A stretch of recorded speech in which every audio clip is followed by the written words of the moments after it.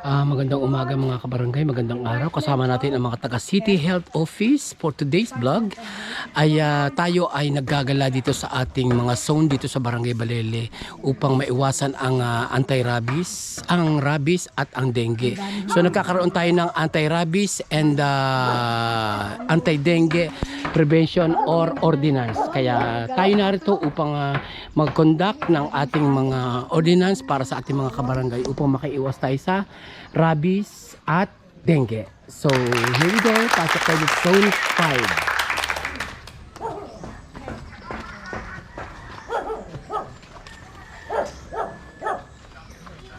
5. Hindi ko mo pinuntahan natin ang bahay dito ay mayroong mga dengue o rabies. Ang importante ay inilecture lang natin ang ating mga kabarangay para maiwasan ang mga dengue at rabies. Okay, so thank you. Ang diyan lang kayo at Department of Health. so kasama sa ating ordinansa at pagpapatupad ng ating matinding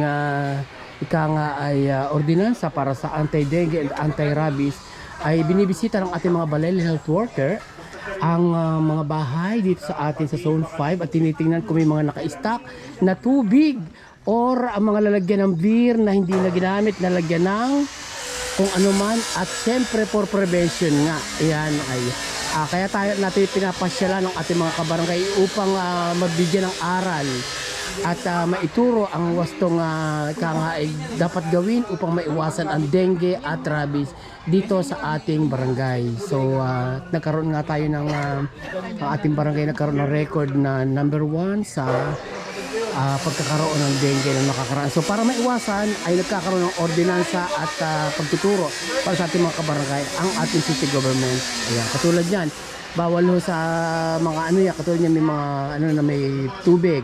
So yan ay baka ma-stuck dyan ang tubig, so kailangan yan ay maalis yung tubig at baka pamahaya ng lamok na naging sanhi ng dengue. So tapos na kami sa zone 5 at kasama ang city health government officers ay pupunta naman tayo ng zone ano kito? Zone 4 o zone 5? Okay, zone 5. Ayan, kasama natin sila, mga Balele health worker at mga officers ng city health government. Ayan. So pupunta tayo ngayon ng zone 4. Okay, see you there. So naririto na tayo sa zone 4 at papasukin natin ang kina Kuya Agoy doon. Saan na kay Kuya Agoy? Ayan, kay Kuya Agoy pala. Ito kay Kuya Agoy. Ito palang kalye niya ang papasukin natin. Ayan.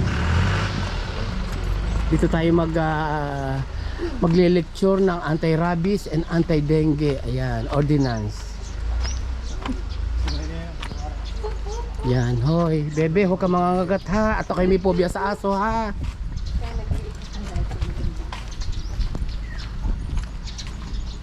Once again, kasama natin ang Balele health worker. Yan.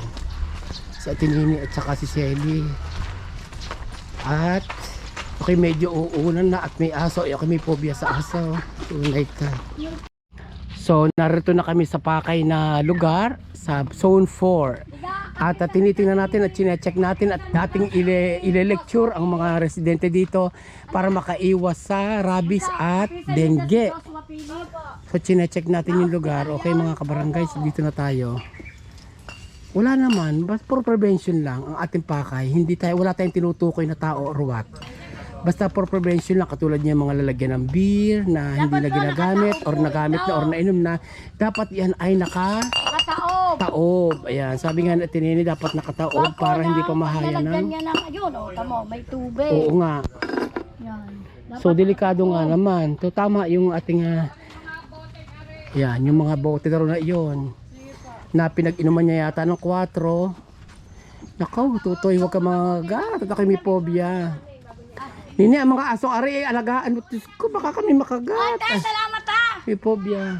Sige, salamat. At tayo inalalayan. Ano pangalan mo, ate? Tessa. Ano pilyado mo, ate? Marites Inyoso po. Si Marites, si Ate Marites Senyoso. Ayan. Ang naghatid sa atin dito sa zone 4. Ayan. Para tayo makaiwas sa mga dapat mangyari at iniiwasan natin ang dengue at rabies. So, yun nga, nakakita tayo dito ng mga bote na hindi nakataob at mga pinag-inuman ng gin. na kailangan itaob sa tabi-tabi po sa mga kumakain. Medyo maselan po ang ating content for today.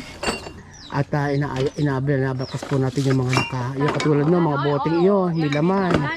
Dapat siya nakataob. Mga kabarangay, tandaan ninyo ha, yung napapanood ninyo, igayahin natin.